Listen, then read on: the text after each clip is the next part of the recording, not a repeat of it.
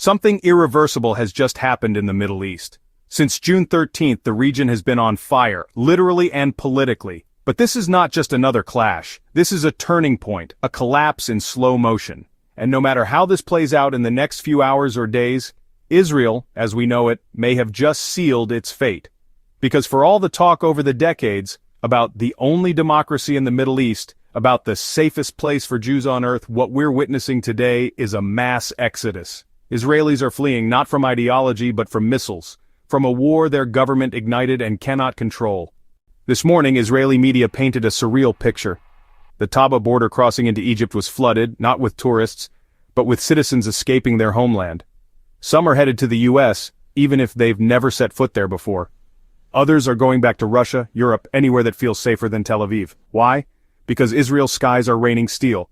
Ben Gurion Airport, grounded. Flights out of the country banned for ordinary Israelis. By their own government. Only a special exceptions committee decides who is allowed to leave. You need a medical excuse, a diplomatic pass, a golden ticket. Otherwise, you're stuck in the safest place on earth. The irony couldn't be more brutal. The very state created as a refuge for Jews is now the single most dangerous place on earth for them. Just days ago, Iran launched a direct strike on Israel's prized military tech park in Be'er Sheva, a sprawling cyber warfare hub. It wasn't just soldiers in there, it was Microsoft, IBM, Motorola, dozens of US-based tech firms, shoulder to shoulder with IDF Cyber Command. Civilian tech startups used as human shields in a military fortress disguised as Silicon Valley.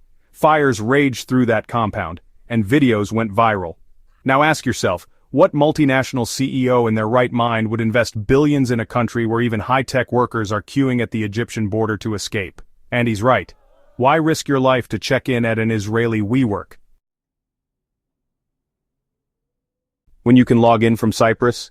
And it's not just people, it's cargo, it's capital. Maersk, the global shipping giant, just suspended all deliveries to Israeli ports. Why? Too dangerous, too unstable, too unpredictable. The same company targeted by the Mask Off Maersk campaign for aiding Israeli arms imports, now quietly stepping back. And they're not alone. You see, when a country bombs 5 neighbors at once, Gaza, Lebanon, Syria, Iraq, Iran, and then dares the rest of the world to stop it, it doesn't just lose wars, it loses credibility, it loses business, it loses the future. What we are witnessing isn't just a military campaign, it's the slow-motion implosion of the Zionist project.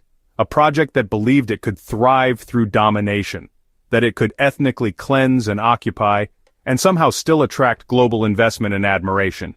But the mask is off. Even the so-called liberal West, the Europeans who feigned horror at Donald Trump, they're silent now, enthralled, or complicit. Not one word of condemnation from Paris, Berlin, or Brussels. Not even from the Secretary General of the United Nations, whose job is to uphold the UN Charter, now shredded in plain sight. But the world is not blind, especially the global South. The old world order, the one built on international law and Western dominance, is collapsing, and a new one is struggling to be born. In this new world, Iran isn't isolated, it's respected. Yemen, Hezbollah, and other regional actors, once dismissed as proxies, are now emerging as credible resistance forces. And beyond the Middle East, eyes from Moscow to Beijing, from Caracas to Pretoria, are watching this moment and taking notes. Because this isn't just about Israel, this is about the end of an era and the rise of multipolar power. So what does Iran do next? It has already launched over 20 waves of missile strikes, yet Iran says it hasn't even used its most advanced weapons. This is measured retaliation, not all-out war, not yet. Iran wants 2 things. 1. Deterrence, to make sure the US and Israel never think about trying this again. 2. Legitimacy, to show the world it is the responsible actor, not the aggressor. And while Iran won't unleash hell unless it has to, it's more than ready to. Iran has spent decades preparing for this. Its arsenal is deep, its strategy is long, and unlike Israel, it doesn't need a blank check from Washington to act. But here's where things get terrifying. If the US escalates, and that's a big if, this war doesn't stay regional. It goes global. In Iraq, US bases are vulnerable. Armed militias are ready. They could take over American facilities. They could cut oil. They could collapse the Gulf economy. In Kuwait, borders could be redrawn. In Yemen, historic lands could be reclaimed by force.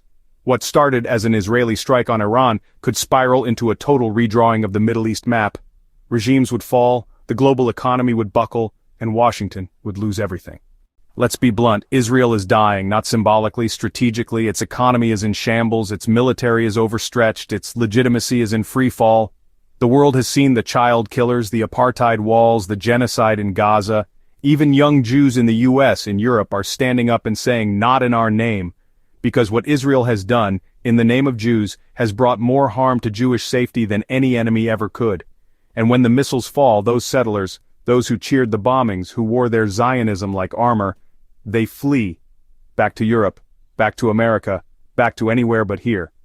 Because they know, this is not a safe place. This was never a safe place. This is bigger than Israel, bigger than Iran, bigger than even the United States. We are at the edge of history, a time when old empires collapse, and the people, at last, reclaim the right to their own futures. A time when power is no longer dictated by bombs or banks or backroom deals in New York and Geneva, but by justice, sovereignty, memory. The war has already begun, but what's being born, painfully, violently, might just be a better world. Let's make sure it is. And if you think people need to hear this, like the video, subscribe, and join the conversation in the comments.